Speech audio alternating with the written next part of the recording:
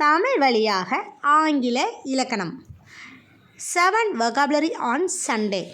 இன்றைக்கி நம்ம பார்க்க போகிறது இதுதான். நியூவாக நம்ம சேனலை பார்க்க போகிறவங்களுக்கு இது கன்ஃபியூஸாக இருக்கும். அது என்ன 7 vocabulary on Sunday?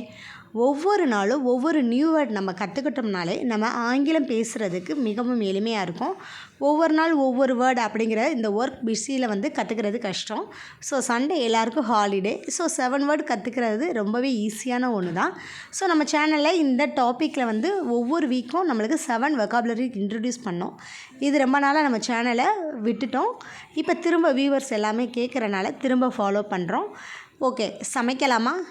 என்ன யோசிக்கிறீங்களா? என்னடா வெக்காபுலரி கற்றுக்கலான்னு சொல்லிட்டு சமைக்கலாமா கேட்குறோன்னு? வேறு ஒன்றும் இல்லை. இன்றைக்கி நம்ம பார்க்க போகிறது சமையல் பற்றினது.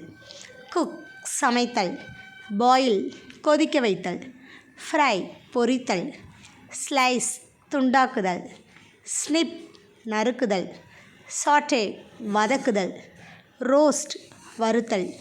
இப்படி நான் சொல்லிக்கிட்டே போனேன்னா நீங்களும் வீடியோவை ஸ்கிப் பண்ணிவிட்டு போய்கிட்டே இருப்பீங்க. ஸோ இதை நம்ம மெமரைஸ் பண்ணனா ஒரு ஸ்டோரி மூலமாக கற்றுக்கலாம். மம்மி உங்களை சமைக்க சொல்லிட்டாங்க. ஸோ அம்மா சமைக்க சொல்கிறது குக் பண்ண சொல்லும்போது ஃபஸ்ட்டு நம்ம சாப்பாட்டுக்கு தண்ணியை கொதிக்க வச்சிடலாம், பாயில் பண்ணிடலாம். தென் ஃபிஷ் ஃப்ரை பண்ணுறதுக்கு ஃபிஷ்ஷை ஸ்லைசஸாக கட் பண்ணிடலாம், துண்டாக்கிடலாம். தென் ஸ்னிப் குட்டி குட்டியாக கட் பண்ணிடலாம். தென் அதை வதக்கிடலாம், சாட்டே பண்ணிடலாம். தென் ரோஸ்ட் பண்ணிடலாம். ரோஸ்ட்டுங்கிறது அவனில் பண்ணுறது. அவன்னா என்னென்னு யோசிக்கிறீங்க? அவன்னா வேறு ஒன்றும் கிடையாது.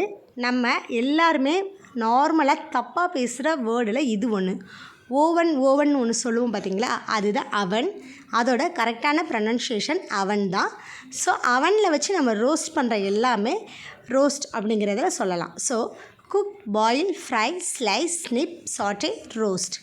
வீடியோ பிடிச்சிருந்தா லைக் பண்ணுங்கள். தேங்க்யூ.